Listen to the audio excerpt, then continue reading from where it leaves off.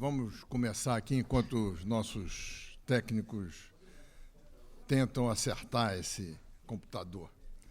Hoje, dando sequência ao nosso ciclo Os Papéis dos Poderes, temos o prazer de ter aqui o Otávio Amorim Neto, da Fundação Getúlio Vargas, que vai falar sobre sistemas de governo contemporâneos, parlamentarismo, presidencialismo e semipresidencialismo. O Otávio é um dos maiores especialistas em sistemas políticos, é professor da Escola Brasileira de Administração Pública e Empresas, da Fundação Getúlio Vargas, doutor em Ciências Políticas pela Universidade da Califórnia, campus de San Diego, foi pesquisador visitante da Universidade de Salamanca e do Instituto de Ciências Sociais da Universidade de Lisboa, e professor visitante do Institut d'études politiques de Lille, na França.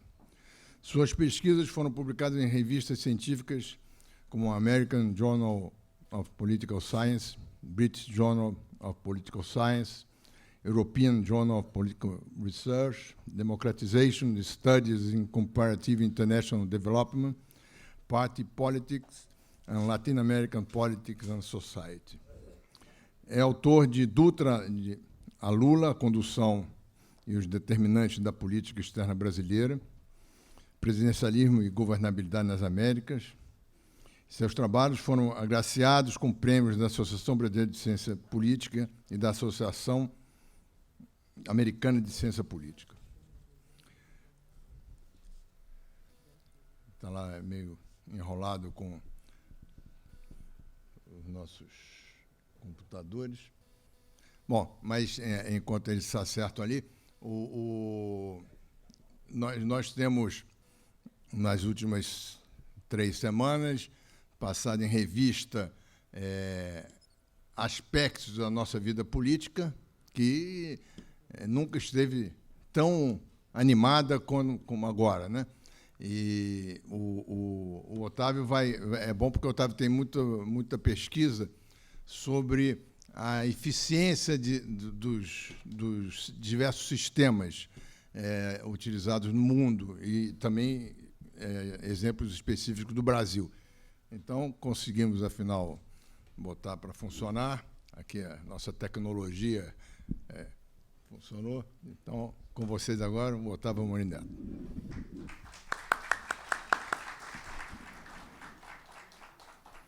Bom, muito obrigado, Merval, pela honra do convite de estar aqui proferindo essa palestra sobre esse tema tão atual. E obrigado a todos pela presença. Eu vou falar de sistemas de governo contemporâneos, né? Os clássicos, presidencialismo e parlamentarismo, e vou falar também daquela que talvez seja a grande inovação constitucional do século XX, o chamado semipresidencialismo. Esse sistema de governo é muito conhecido por conta da experiência francesa, e no Brasil a experiência francesa é mais citada, mas eu acho importante trazer à baila informações sobre diversos outros países que usam esse sistema de governo atualmente, né? E minha apresentação está estruturada da seguinte maneira: eu vou começar com definições, depois começo a ver quais são as tradições constitucionais do mundo até a década de 80 e passo para a falar em mais detalhes sobre o semipresidencialismo e procuro mostrar que hoje, de acordo com alguns colegas meus, é o sistema de governo mais frequente nas democracias do mundo hoje em dia. Essa é uma grande novidade do ponto de vista político, do ponto de vista constitucional, e nós que temos falado tanto a respeito de reforma do presidencialismo e da eventual adoção do semipresidencialismo, precisamos estudar e conhecer melhor este sistema de governo considerado misto, híbrido por muitos, e depois passo a falar sobre as vantagens e desvantagens de cada um desses 3 sistemas de governo. No final, faço uma reflexão com bastante dados empíricos sobre as diferenças entre esses 3 sistemas de governo no que diz respeito à relação deles com os partidos políticos. Bem, começando com as definições, há várias definições de parlamentarismo. Vou usar aqui algumas das mais conhecidas e clássicas, por exemplo, essa aqui do Juan Lins, um politólogo espanhol tão influente no Brasil, na América Latina, e que influenciou Portanto, os advogados do parlamentarismo na década de 90, por exemplo, Bolívar Lamounier, a quem ele era muito ligado. Então, o que é o parlamentarismo? Sistema de governo em que o parlamento é a única instituição democraticamente legitimada. O governo deriva sua autoridade da confiança do parlamento. Eu coloquei em vermelho outra característica que não é absolutamente necessária. A permanência do governo entre eleições só é possível enquanto o parlamento estiver disposto a apoiá-lo ou tolerá-lo. Outro autor muito conhecido no Brasil, Arjen Lippenhaart, um holandês radicado nos Estados Unidos, também adiciona outro elemento a respeito do parlamentarismo. O primeiro-ministro e o gabinete formam um corpo executivo coletivo, cujo processo de tomada de decisão tem um caráter de colegiatura. Isso é muito importante para nós termos em mente, sobretudo, dada a nossa experiência com regimes presidenciais, que são muito verticalizados e no qual o Poder Executivo é formalmente todo concentrado na pessoa do presidente da República. Está aí uma definição muito simples de parlamentarismo. Passando aqui a uma visão mais dinâmica de como funciona o parlamentarismo, é a chamada cadeia de delegação da autoridade política. E aí vocês podem ver a simplicidade e a elegância desse sistema de governo. Essa aqui é a proposta de um colega meu norueguês, Kåre Strom, grande estudioso do parlamentarismo europeu. Como é que funciona o parlamentarismo? Os eleitores delegam sua autoridade soberana aos parlamentares, ao parlamento. Esse, por sua vez, seleciona o primeiro-ministro, que, por sua vez, nomeia os membros do gabinete, os outros ministros, que, por sua vez, e finalmente, controlam a burocracia. É uma cadeia de delegação de poder muito clara de visualizar. Agora, vamos compará-la com a do presidencialismo. O presidencialismo é muito mais complexo. O eleitorado delega seu poder soberano à Câmara Alta, à Câmara Baixa, Câmara dos Deputados no Brasil, ao presidente da República, e aí há uma série de controles mútuos que, como vocês podem ver pela imagem, geram uma certa confusão. Que controles mútuos são esses? Por exemplo, no caso do Brasil, nomeações para segundo escalão da burocracia tem que ter o consentimento do Senado, presidente do Banco Central hoje, que voltou ao segundo escalão do Executivo, nomeação de embaixadores, diretores do Banco Central. Nos Estados Unidos, o Senado tem que dar o consentimento para a nomeação de secretários de Estado. É uma cadeia de delegação muito mais complexa.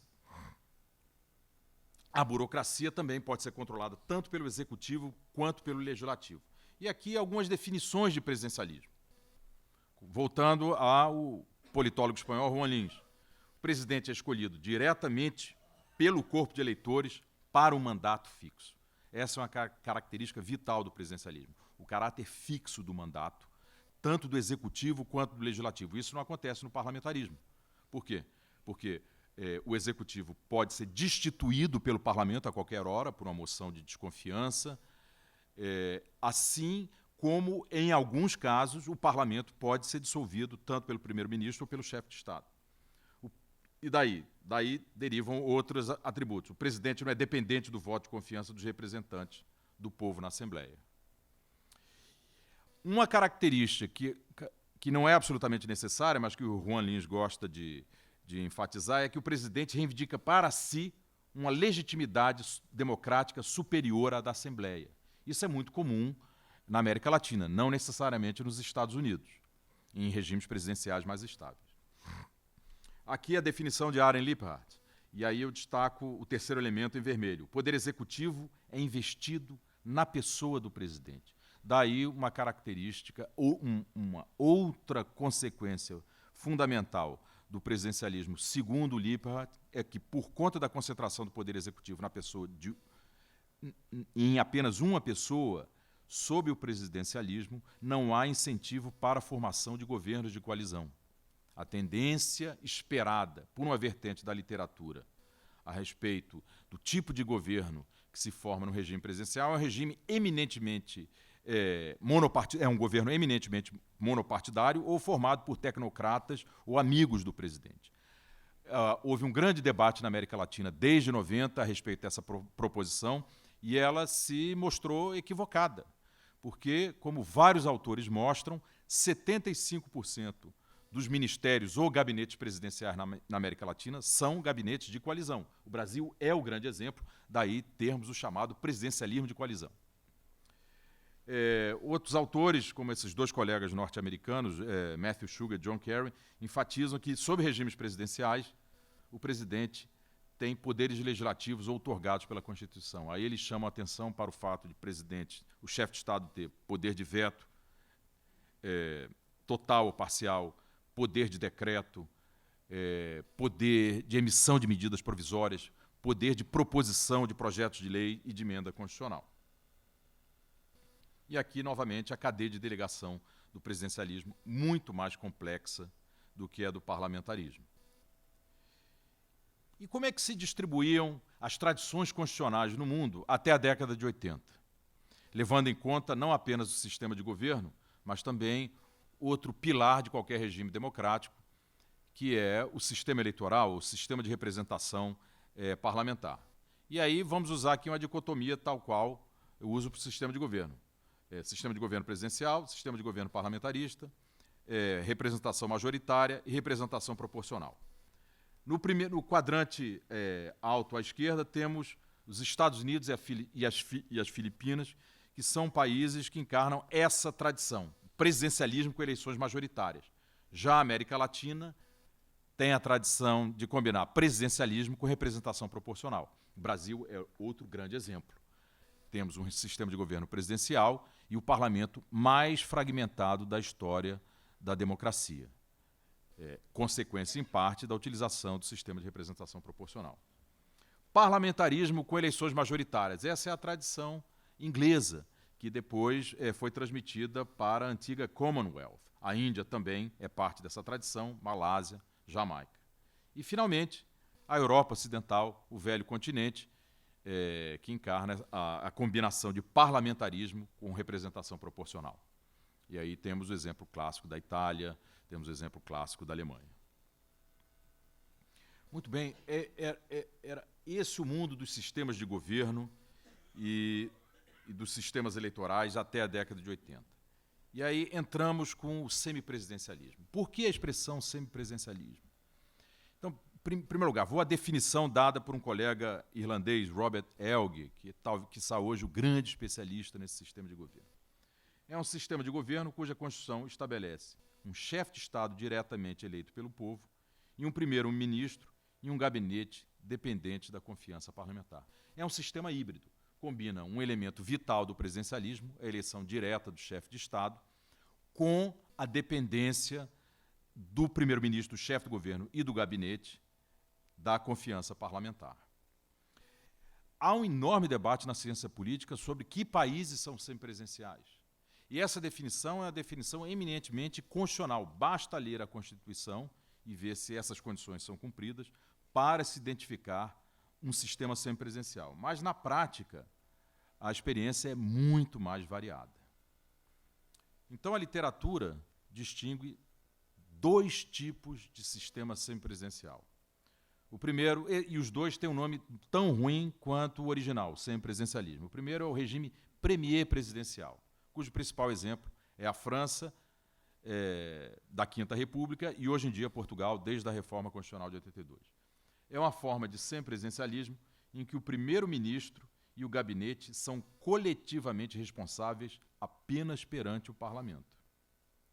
Agora, há um segundo tipo de sistema semipresidencial, que é o regime presidencial parlamentar, também é uma expressão muito ruim. É uma forma de semipresidencialismo em que o primeiro-ministro e o gabinete são coletivamente responsáveis, tanto perante o parlamento quanto o presidente. E o grande exemplo, e mais trágico da história, é a República de Weimar, na Alemanha, entre 1919 e 1933, o regime anterior à ascensão de Hitler ao poder em Berlim. Os dois primeiros exemplos de sistemas semipresidenciais da história, segundo essa definição, são a Alemanha de Weimar, em 1919, e a Finlândia, em 1919. Lentamente, esse sistema de governo foi se difundindo. A partir do fim da Segunda Guerra Mundial, a Áustria também adotou o semipresidencialismo. E aqui está um gráfico muito interessante sobre o número para cada década de países que são presidencialistas, parlamentaristas e semipresidenciais. Vocês podem ver que, impressionantemente, o sistema de governo mais adotado no mundo hoje em dia é justamente o semipresidencialismo. Nem todo mundo está ciente desse fato. Olha só o declínio do parlamentarismo e a ascensão, e uma relativa ascensão do presidencialismo. Acho que esses são 3 fatos muito marcantes da chamada terceira onda de democratização que começou a varrer o mundo a partir de 1974, com a Revolução dos Cravos. E não à toa, Portugal adotou, seguindo a inspiração francesa, um sistema de governo semipresidencial. Qual é o grande apelo do semipresidencialismo? É a combinação do melhor dos 2 mundos. É o caráter fortemente democrático da eleição direta do chefe de Estado, com a enorme flexibilidade dada pela dependência do primeiro-ministro e do gabinete da confiança parlamentar. Então, olha só, agora, por outro lado, o sistema de governo semipresidencial tem uma cadeia de delegação extremamente complexa. Esse é, digamos, uma das suas desvantagens. Então, o que acontece? O eleitor delega seu poder soberano ao presidente e aos parlamentares. O presidente, por sua vez, nomeia o primeiro-ministro. Em algumas circunstâncias, pode dissolver o parlamento. E, em alguns países, o presidente e o primeiro-ministro têm que ter sua contrassinatura na nomeação de alguns ministros. No caso da França, a nomeação do ministro da Defesa e do ministro das Relações Exteriores não depende apenas da assinatura do primeiro-ministro, depende também da assinatura do presidente da República. Isso é fonte de alguma confusão. E eu vou procurar mostrar ao longo da apresentação que os sistemas de governo semipresidenciais que melhor funcionam são aqueles que dão menos poderes ao presidente da República e deixam muito bem claramente delineado qual é a área de atuação do presidente vis-à-vis ao primeiro-ministro e ao gabinete.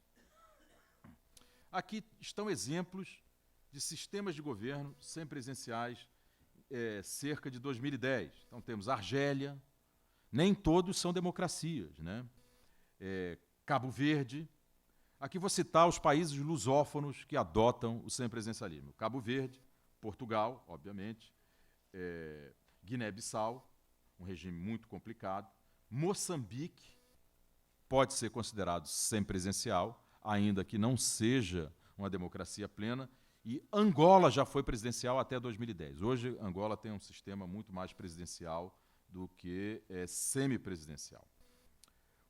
A experiência portuguesa é absolutamente fundamental na história do semipresidencialismo. Não apenas porque Portugal é um dos mais estáveis e longevos regimes semipresidenciais existentes no mundo hoje em dia, mas também porque Portugal transitou entre esses 2 tipos de semipresidencialismo. A Constituição de 1976 estabeleceu um regime presidencial parlamentar, o regime mais forte. Não funcionou muito bem. Veio depois a Reforma Constitucional de 1982, e aí Portugal passou a ter o regime mais parecido com o francês, o chamado premier presidencial. E há um enorme debate na academia portuguesa a respeito da natureza efetiva do sistema de governo que há em Portugal. Se é realmente semipresidencial ou se é mais parlamentar. Então, vou entrar aqui nesse grande debate sobre a dinâmica efetiva dos regimes semipresidenciais. Uma coisa é o que diz a Constituição, outra é a prática efetiva dos políticos. Há 3 dinâmicas possíveis. A dinâmica parlamentarista, que é quando o regime acaba funcionando como um dos seus principais elementos constitutivos, o regime parlamentar. Os partidos controlam permanentemente o Executivo e a Assembleia, reduzindo o chefe de Estado a funções meramente simbólicas, apesar dos poderes que as Constituições a este atribuem, como em um regime parlamentarista puro. O melhor exemplo é a Áustria. A Constituição austríaca é formalmente semipresidencial. O chefe de Estado diretamente eleito, e ontem a Áustria elegeu um novo presidente da República em segundo turno, diretamente, para a sorte da Europa e do mundo, foi um verde, não o candidato da extrema-direita, e ganhou por pouquíssimos votos. Agora, a dinâmica efetiva do sistema político austríaco é parlamentarista. O presidente da República, apesar da sua investidura democrática, tem um papel mínimo na governança do país. Existe a dinâmica diárquica, que é que eu acho a mais interessante, que é a que caracteriza, na minha no meu entender, Portugal e França. Pode significar demarcação de áreas distintas de governo para o presidente e para o primeiro-ministro, ou ausência de uma hierarquia clara entre os dois ramos do executivo. E pode haver uma hierarquia assimétrica e bastante estável, que é o que eu acho que existe em Portugal. O presidente da República tem suas atribuições constitucionais, tem sua influência sobre o processo decisório, sobre a política nacional, mas o principal líder do Poder Executivo é o primeiro-ministro. E esse arranjo tem sido relativamente estável desde a reforma constitucional de 83. Mas eu vou entrar em mais detalhes sobre Portugal adiante. E há a dinâmica presidencialista. O presidente controla de tal maneira o Poder Executivo, o que significa a redução do premier, a condição de mero chefe do Estado-Maior do presidente da República. Era o que o general de Gaulle dizia a respeito do papel que ele esperava dos seus primeiros ministros. De modo que o regime, na prática, funciona como um sistema presidencialista puro. Vários autores dizem que a França, apesar de constitucionalmente ser presidencial, funciona como um regime presidencial puro. E é a impressão que a gente tem. Quem a gente vê aparecendo, reluzindo ou fracassando na política francesa? O chefe de Estado eleito. François Hollande, François Mitterrand, Chirac, Sarkozy e o grande general de Gaulle, sem dúvida nenhuma. O grande debate acadêmico sobre a França diz respeito às duas últimas alternativas. Ou o regime efetivamente é presidencialista ou diárquico. Em Portugal, o debate tem a ver com as duas primeiras alternativas. Alguns autores dizem que o regime é parlamentarista, outros autores dizem que a dinâmica em Portugal é diárquica e que, mesmo com as reformas constitucionais de 1982, o presidente da República não perdeu suas importantes funções no sistema político. É isso que eu vou tentar mostrar para vocês. Eu e minha colega do Instituto de Ciências Sociais da Universidade de Lisboa, Marina Costa Lobo, coletamos extensos dados sobre os governos portugueses de 76 a 2006, 30 anos de democracia na França. Em Portugal, 3 presidentes, Ramalhianes, Mário Soares e Jorge Sampaio, cada um governou por 10 anos. No primeiro mandato de Ramalhianes, ainda sob a Constituição pura de 76, antes da reforma, a gente, infelizmente, não dá para ver aqui, está muito pequeno o slide, a gente vê realmente um presidente da República que tinha uma presença enorme no funcionamento das instituições políticas. Há dados aqui que mostram que determinados gabinetes tiveram quase 100% de ministros apartidários. Isso é típico de um regime presidencial, com a dinâmica mais presidencialista. Regimes com a dinâmica mais próxima do parlamentarismo, como eu vou procurar mostrar ao final da minha apresentação, têm seus gabinetes, têm seus ministérios radicalmente parlamentarizados. Quanto mais forte o chefe de Estado, mais fraco o papel dos partidos políticos no Poder Executivo. Agora, com o passar do tempo, e sobretudo a partir da formação de governos monopartidários em Portugal e majoritários, e aí eu destaco os 2 últimos governos de Cavaco Silva como primeiro-ministro, de fato, o primeiro-ministro foi se fortalecendo. E aí que começou o debate sobre a natureza do sistema de governo de Portugal. Com um primeiro-ministro tão forte, por que chamar o regime de semipresidencial? Por que não chamar logo de parlamentarista? E aí, Marina Costa Lobo e eu coletamos vários dados sobre a ação do presidente da República Portuguesa. Em Portugal, o presidente da República, apesar de não ser tão poderoso quanto o presidente brasileiro, tem direito a emitir vetos. E, com o passar do tempo, quando passamos da presidência do general Ramalhianes para Mário Soares, a frequência de vetos por presidente aumentou. Não dá para ver aí no slide, que é muito pequeno. Sob Jorge Sampaio, entre 96 e 2006, houve uma redução. Mas, mesmo assim, Jorge Sampaio emitiu mais vetos contra projetos de lei aprovados pela Assembleia Nacional do que o general Ramalhianes. E aí é uma evidência eloquente de que, apesar da reforma constitucional de 1982, o presidente da República, em Portugal, continuou tendo um papel importante no processo decisório. O presidente português também pode pedir a verificação de constitucionalidade das leis. E os presidentes portugueses, ao contrário dos presidentes austríacos, não abandonaram seus poderes. Aí estão os dados. desde Mário Soares até o segundo mandato de Jorge Sampaio. Mário Soares pediu a constitucionalidade de 43 leis. E aí vem o papel de arbitragem do presidente da República em Portugal, que pode ser tão útil para o Brasil, já que se diz que a política brasileira precisa de um poder moderador. O sistema de governo semipresidencial poderia ser interessante, porque um dos principais papéis do chefe de Estado eleito é exercer essa moderação, essa arbitragem do gabinete e do parlamento. Quanto tempo eu tenho mais? Bom, feito esse apanhado muito rápido sobre os sistemas de governo contemporâneos e tendo mostrado a ascensão do semipresidencialismo e como a experiência dos países que adotam esse sistema de governo é rica, variada e que precisa ser bastante estudada no Brasil, precisamos ir além do conhecimento quase que exclusivo a respeito da Quinta República Francesa. Precisamos conhecer o nosso querido Portugal muito bem, e aí não é difícil, não é verdade? Porque a língua é parecida, né? E agora eu vou fazer uma reflexão sobre vantagens e desvantagens dos três sistemas de governo. Assim como os sistemas eleitorais, não há sistema de governo perfeito. Os sistemas de governo são adequados, cada sistema de governo é adequado aos desafios de cada país e à quadra histórica em que eles se encontram.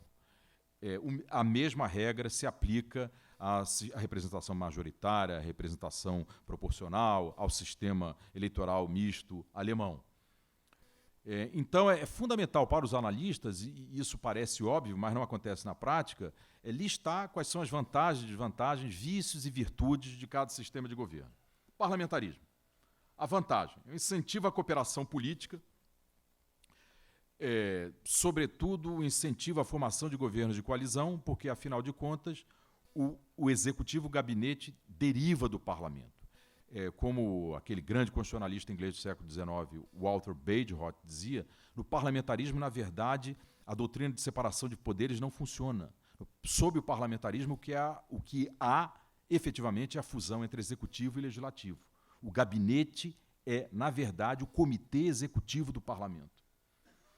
Então, uma grande vantagem do parlamentarismo é isso, é o estímulo à cooperação entre os poderes e entre os partidos para que se forme uma maioria, de modo que um gabinete seja investido com a autoridade constitucional de governar o país. Isso é enorme flexibilidade para resolver crises de governo ou crises entre o parlamento e o executivo. Basta-se votar uma moção de desconfiança que um primeiro-ministro impopular e fracassado vai para casa. E não precisamos de um processo de 16 meses de lento desgaste, um processo político, jurídico, extremamente híbrido, como é o processo de suspensão de mandato característico do presidencialismo, tão bem conhecido por nós hoje em dia, depois de 2 experiências em 24 anos. A outra vantagem, eu já mencionei, é a simplicidade e eficácia da cadeia de delegação. O eleitor constitui um parlamento que, por sua vez, seleciona o gabinete de primeiro-ministro. Esses, por sua vez, controlam a burocracia. 4 anos depois, o eleitorado quer saber se esse governo funcionou ou não. Se funcionou, a maioria é reeleita. Se não funcionou, a maioria vai embora para casa e a oposição assume o governo. Agora, essas são as 2 vantagens identificadas pela literatura. Desvantagens: efetivamente, o caráter pouco democrático da seleção do chefe de governo. Na verdade, o chefe de governo não é escolhido democraticamente, ele é selecionado indiretamente pelo parlamento. E aí está, já antecipo, uma das grandes vantagens do presidencialismo. Não sei se vocês se lembram, mas no debate em torno do presidencialismo e parlamentarismo, durante o plebiscito de abril de 93, a principal crítica que os defensores do presidencialismo faziam ao parlamentarismo era justamente essa, e foi uma crítica extremamente eficaz e está na raiz da grande vitória que o presidencialismo teve pela 2ª vez sobre o parlamentarismo num plebiscito no Brasil. A primeira vitória havia sido em janeiro de 63. A outra desvantagem é muito conhecida por conta também da experiência francesa durante a 3ª e a 4ª República, e a experiência italiana do pós-guerra, de 48 até 94, até a dissolução do sistema partidário que emergiu após a queda do fascismo e que foi destruído pela Operação Mãos Limpas, né? Tendência à instabilidade ministerial e à paralisia decisória sob determinados sistemas multipartidários. Alguns sistemas multipartidários até que funcionam bem. Agora, sistemas multipartidários mais polarizados, com partidos de extrema-direita e extrema-esquerda relativamente fortes, acabam gerando gabinetes muito instáveis. Essa foi a experiência da Terceira e a Quarta República Francesa e que motivou a grande reforma constitucional de 58, que foi consolidada em 62, com a decisão de se eleger diretamente o presidente da República. O primeiro a ser eleito foi justamente o general Charles de Gaulle. Vantagens e desvantagens do presidencialismo. Já falei da principal vantagem, caráter altamente democrático da escolha do chefe de governo. É esse o direito que as pessoas se recusam a abdicar. E não é à toa que, com os vários processos de transição democrática observados no mundo desde a década de 80, na América Latina, na Europa Oriental, na África e na Ásia, o semipresidencialismo acabou sendo tão frequentemente adotado, porque oferece esse benefício que todas as pessoas querem, escolher diretamente seu chefe de governo. Agora, esse benefício tem que ser mesclado com uma série de tradições históricas e constitucionais. Alguns países já tinham passado pelo parlamentarismo antes dos seus regimes autoritários, totalitários, e acabaram combinando as duas tradições, o presidencialismo e o parlamentarismo. Outra vantagem do presidencialismo, que às vezes se mostra ilusória, é a relativa estabilidade do executivo e sua capacidade de ação unilateral em algumas circunstâncias. A energia no executivo gerada pelo fato de ele ter essa característica fundamental destacada por Aaron Liebhardt no começo da minha apresentação, o executivo unipessoal. O presidente pode decidir sozinho contra o gabinete. Num regime parlamentarista, quando o gabinete não quer, essa é uma grande batalha política que o primeiro-ministro tem que enfrentar. Isso acontece várias vezes. Se ele acaba se estranhando com seu gabinete, ele acaba se estranhando com sua maioria parlamentar e acaba caindo. No presidencialismo, não. O presidente pode decidir contra todos que seu cargo está garantido. A desvantagem principal do presidencialismo nós experimentamos nos últimos 16 meses, é a sua rigidez institucional. Quando o presidente fracassa, quando há uma pugna insolúvel entre os poderes, quando o presidente enfrenta uma assembleia recalcitrante, quando o presidente perde sua maioria e se estabelece um impasse político, não há mecanismo institucional ágil, hábil para resolver essa crise, a não ser a destituição, o chamado impeachment. Foi isso que nós acabamos de viver. Quer dizer, o presidencialismo e sua rigidez são fatores fundamentais, ainda que não sejam os únicos, a explicar a crise que o Brasil viveu desde a segunda posse de Dilma, 1º de janeiro de 2015, até a sua suspensão temporária no dia 12 de maio pelo Senado. Outra desvantagem são os fracos incentivos à cooperação política ou à propensão ao conflito entre poderes. E essa última desvantagem tem sido objeto de enorme debate na ciência política brasileira e latino-americana desde 88, quando Sérgio Abranches publicou seu famoso artigo Presidencialismo de Coalizão, que veio acabar, expressão que acabou entrando no nosso jargão político e tem sido tão criticada recentemente por conta do fracasso do governo Dilma. De fato, aqui não há consenso, muito menos unanimidade na literatura. Como eu já disse, vários autores mostram que 3/4 dos gabinetes nos regimes presidenciais latino-americanos são de coalizão. Isso é sinal de que existe incentivo à cooperação. Mas vários presidentes acabam governando ao arrepio do Congresso ou abertamente contra o Congresso e acabam fracassando. Isso aconteceu com Dilma, a partir da metade do seu primeiro mandato, durante seu segundo mandato, com Collor. Na nossa história prévia também vivemos a mesma coisa, com a queda de Vargas em 54, após ter perdido sua maioria parlamentar, a queda de Café Filho em 55, a queda de Jânio Quadros em 61 e a queda de João Goulart em março de 64. Todas essas quedas presidenciais, em alguma medida, decorreram de conflitos entre os poderes e a incapacidade de se encontrar uma solução que acomodasse tanto a maioria parlamentar quanto as preferências do chefe do executivo. Na ausência de um mecanismo ágil e flexível como a moção de desconfiança, como era o parlamentarismo, tivemos algumas crises muito longas, como foi a crise da queda de Vargas em 54, a crise que acometeu o governo Goulart desde o começo de 63 até sua queda fatídica em março de 64. E essa longa crise que foi a presidência de Dilma Rousseff. Vantagens e desvantagens do semipresidencialismo.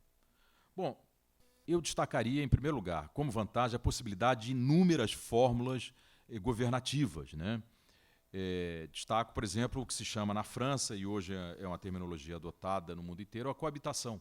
Quando o presidente da República não conta com a simpatia da maioria parlamentar, eles são obrigados a conviver em algum momento. E, claro que se isso não funciona, é possível a dissolução do parlamento ou é possível a redução do papel do presidente a funções mínimas.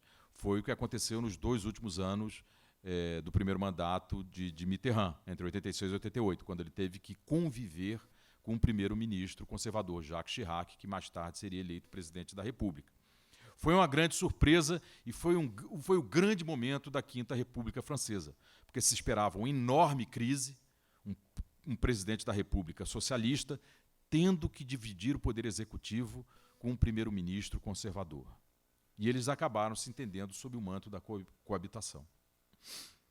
E há vários outros tipos de governos possíveis, governos minoritários, majoritários, de coalizão, monopartidários, governos só de tecnocratas em situações especiais de crise. Como eu já falei, o semipresidencialismo tem a mesma flexibilidade do parlamentarismo quando o primeiro-ministro vai mal. O primeiro-ministro, simplesmente, quando começa a fracassar, vai para casa e pode-se resolver uma grande crise política com a mudança do primeiro-ministro. Outra vantagem, já mencionada, é a eleição direta do chefe de Estado. E destaco também a arbitragem presidencial lastreada na legitimidade democrática. Uma coisa é nós termos o tipo de arbitragem ou poder moderador exercido no Brasil pelo monarca, no século XIX, pelo exército brasileiro, do começo da República até a redemocratização na década de 80, e agora, recentemente, pelo Poder Judiciário. Nenhum desses 3 atores tem a legitimidade democrática. O monarca não era diretamente eleito, muito menos o exército brasileiro e muito menos o Poder Judiciário. Mas, de alguma maneira, o nosso sistema político, por várias razões históricas, o nosso sistema político precisa de um poder moderador.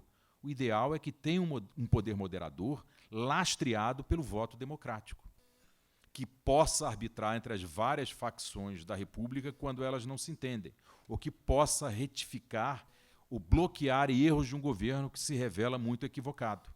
É isso que o presidente da República português faz quando usa seu veto presidencial ou quando pede a verificação de constitucionalidade de uma lei promulgada pela Assembleia Nacional para a Corte Constitucional portuguesa. Desvantagens. A alta complexidade da cadeia de delegação, como eu procurei mostrar para vocês, isso gera uma enorme confusão no eleitorado, né? Afinal, quem é o chefe? Quem é o verdadeiro chefe do Poder Executivo? O presidente? O primeiro-ministro? O ministro da Defesa deve lealdade a quem? Ao presidente da República ou ao primeiro-ministro? Há uma confusão enorme e aí temos a questão da estrutura dual da autoridade dentro do Poder Executivo. Esse é um aspecto ruim do semipresidencialismo, sobretudo se a Constituição gera confusão a respeito dos papéis do presidente da República, do primeiro-ministro e do gabinete. Isso é um problema, sobretudo, na área militar. E, sobretudo, em países que têm dificuldades de estabelecer o controle civil sobre os militares. De modo que, por exemplo, adotar o semipresidencialismo em 88, quando o Brasil começou a debater sistemas de governo de modo tão intenso, aliás, começou a debater isso desde 85, com a criação da Comissão de Notáveis, dirigida por Afonso Arinos, ali teria sido arriscado, porque o controle dos civis sobre os militares não estava dado. Hoje está dado. Ainda que os militares gozem de alguma autonomia na área de defesa, o controle civil sobre os militares está estabelecido no Brasil, é um dos grandes êxitos do nosso atual regime democrático. como lembram meus colegas da Fundação Getúlio Vargas, Celso Castro e Maria Celina da Araújo, que, aliás, hoje está na PUC, nunca na história republicana os militares se conformaram tanto a seu papel constitucional como tem se conformado hoje em dia. Essa é uma pré-condição para a adoção de um regime semipresidencial. Agora, há confusões. Então, por exemplo, quando Jacques Chirac, presidente da República, teve que partilhar o poder executivo com Lionel Jospin, primeiro-ministro socialista, houve grande confusão na política comercial francesa, porque não estava claro quem controlava a política comercial. Porque, afinal de contas, a política comercial tem um pé doméstico e um pé internacional. Segundo o precedente político francês, o lado internacional fica por conta do chefe de Estado. O lado doméstico fica com o chefe de governo. Bom, a política comercial é uma mistura de duas coisas. Então, quem determinava a política comercial durante a coabitação de Chirac com Jospin? Isso foi algo confuso. Então, essa é uma experiência que nós podemos aprender caso, eventualmente, venhamos a adotar um sistema de governo semipresidencial. A demarcação muito clara dos papéis do chefe de Estado e do chefe de governo. E aqui, já marchando para a conclusão da minha apresentação, eu queria falar da relação entre cada sistema de governo e os partidos políticos. Eu tenho me dedicado ao tema há muito tempo e coletei amplos dados sobre 112 gabinetes formados em 13 monarquias parlamentaristas, 133 gabinetes formados em 17 repúblicas parlamentaristas, 92 gabinetes formados em 14 repúblicas semipresidenciais e 106 gabinetes nomeados em regimes presidenciais. Esses dados se referem à década de 80, à década de 90 e o começo do século XXI. Não sei se vocês conseguem ver, mas nessa primeira tabela eu mostro a frequência média de ministros apartidários por sistema de governo. Vocês veem que há uma correlação muito clara. Quanto mais fraco o chefe de Estado, mais ampla é a presença dos partidos nos gabinetes. Então, em monarquias parlamentaristas, menos de 1% dos ministros não pertence a partido nenhum. Aí, quando passamos para as repúblicas parlamentaristas, quando o chefe de Estado é um pouco mais forte, em torno de 3,2% dos ministros não são políticos ligados a partidos ou parlamentares. E aí a gente dá um salto para as repúblicas semipresidenciais, que são regimes mistos, que têm um lado parlamentarista e presidencialista. Já há o dobro da frequência de ministros não ligados a partidos, 6,2%. Quando passamos para as repúblicas presidencialistas, em média, quase 30% dos ministros não são ligados a partidos ou não são parlamentares. Essa mesma correlação se estabelece quando a gente vê a proporcionalidade na distribuição de ministérios para os partidos. Esse é um grande debate no Brasil. Afinal, criticou-se muito o PT ao longo dos seus 13 anos e 4 meses à frente da presidência da República, por concentrar poder ministerial demais, muito além do que justificava a contribuição das suas bancadas na Câmara e no Senado para a conformação das maiorias parlamentares. E isso não é uma jabuticaba brasileira, isso é uma marca típica do presidencialismo. Os regimes presidenciais, em geral, prezam menos a presença de ministros, de políticos, de partidos ou parlamentares no primeiro escalão do executivo. E eu acho que isso aí temos uma faca de dois gumes, que mostra um lado de flexibilidade e um lado de rigidez do presidencialismo. Qual é a flexibilidade? Uma característica distintiva do presidencialismo é a enorme liberdade que os presidentes têm para montar seus ministérios. O padrão de formação ministerial no presidencialismo é muito aberto nesse sentido. O presidente pode trazer parlamentares, senadores, deputados, burocratas, tecnocratas, amigos, representantes simbólicos de determinados grupos étnicos. Enquanto no parlamentarismo e também nos regimes semipresidenciais, o padrão de formação ministerial é bastante fechado. Em essência, formam-se governos partidários. por conta da dependência do gabinete da confiança parlamentar. Então, o regime presidencial tem seu lado de flexibilidade, que está na formação dos ministérios, mas é justamente por essa flexibilidade que se abre caminho para o grande problema do presidencialismo, que é o conflito entre o executivo e o legislativo. Paradoxalmente, os regimes presidenciais gostariam de estabelecer uma divisão clara entre poderes e funções. Poder executivo, poder legislativo, função legislativa. Na prática, não apenas do Brasil, com seu presidencialismo de coalizão, mas da grande maioria dos regimes presidenciais na América Latina, os presidentes frequentemente têm que operar como primeiros ministros para sobreviverem nos seus cargos, para não serem apiados prematuramente do Palácio Presidencial. Eles têm que negociar com os partidos, dar-lhes uma representação compatível com seu peso parlamentar no primeiro e segundo escalão do Executivo. E eu acho que a gente tem que refletir sobre isso. Essas informações são importantes, Merval, porque a gente tem criticado muito o presidencialismo de coalizão, porque é uma jabuticaba brasileira, uma invenção brasileira. Eu reconheço que está em crise, mas a experiência brasileira embute elementos universais da experiência dos regimes presidencialistas na América Latina, sobretudo na América Latina. Eu deixaria de lado a experiência norte-americana. E, claro, sob os regimes parlamentaristas e semipresidenciais, o papel da Assembleia eleita, da legislatura, é muito maior, e isso é refletido na composição dos gabinetes. Os gabinetes, para funcionarem, para sobreviverem, para terem lastro político para governar, precisam de políticos e de parlamentares. Se nós viermos a adotar um sistema de governo semipresidencial, teremos que nos acostumar com isso, o que vai ser assim, um certo paradoxo, porque hoje a classe política está tão desacreditada e estão se propugnando reformas, né, no sistema eleitoral, no sistema de governo. Eventualmente, essas reformas vão fortalecer ainda mais o papel do parlamento, da classe política e dos partidos no poder executivo. Temos que estar cientes disso. É isso então, Merval. Muito obrigado.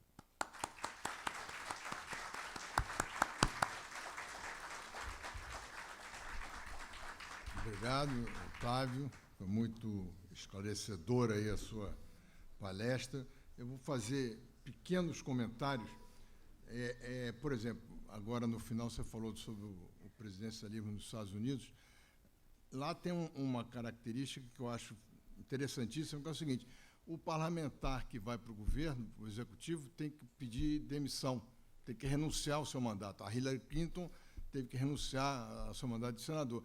E isso é uma coisa que eu acho que é muito interessante, porque dá a dimensão dos poderes. Para separar os papéis. Separar os papéis e dá a importância do Congresso. Quer dizer, muita gente, muito parlamentar, não quer ir para o Executivo, prefere ter o papel no Parlamento. E aqui é o contrário. Aqui todo mundo se elege para ir para o Executivo.